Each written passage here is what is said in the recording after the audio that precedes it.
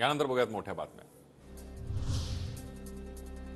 मराठा आरक्षणाबाबत सरकार सकारात्मक, जरांगे पाटलांनी सामंजस्याची भूमिका घेऊन आंदोलन टाळावं, मुख्यमंत्री शिंदेंचं जरांगे पाटलांना आवाहन। सामंजस्याची भूमिका म्हणूनच सरकारला 7 महिने दिले, सकारात्मक असणं आणि अंमलबजावणी होणं यामध्ये फरक आहे। मुख्यमंत्र्यांच्या आवाहनानंतर जरांगे पाटील आंदोलनावर ठाम। मराठा आरक्षणासाठी सरकार कटिबद्ध, फेब्रुवारीमध्ये अधिवेशन बोलावून सरकार सकारात्मक निर्णय घेणार, देवेंद्र फडणवीस यांचं आश्वासन। तर सर्वांनी संयम ठेवला पाहिजे, फडणवीस यांचं आवाहन। मराठा आरक्षणासाठी जरांगे पाटील आंतरवाली सराटीतून उद्या मुंबईकडे रवाना होणार। बीडमधील मराठा आंदोलकांकडून जरांगे पाटलांच्या मुंबई प्रवासासाठी खास व्हॅनिटी व्हॅन। मराठा आणि ओबीसी आंदोलनासाठी काही तास शिल्लक, मात्र अद्याप कुणालाच परवानगी नाही। दोन्ही समाजाकडून आझाद मैदानासाठी अर्ज।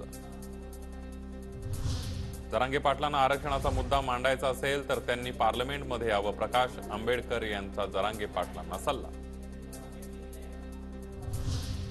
सगळे सोयरीबाबत अध्यादेश काढण्यासाठी सरकार सकारात्मक, अनावधानानं मुंबई आंदोलनावेळेला परिस्थिती बिघडू शकते, तर जरांगेंवर कोणत्याही मंत्र्यानं ट्रॅप लावला नसल्याचं शंभूराज देसाईंचं वक्तव्य।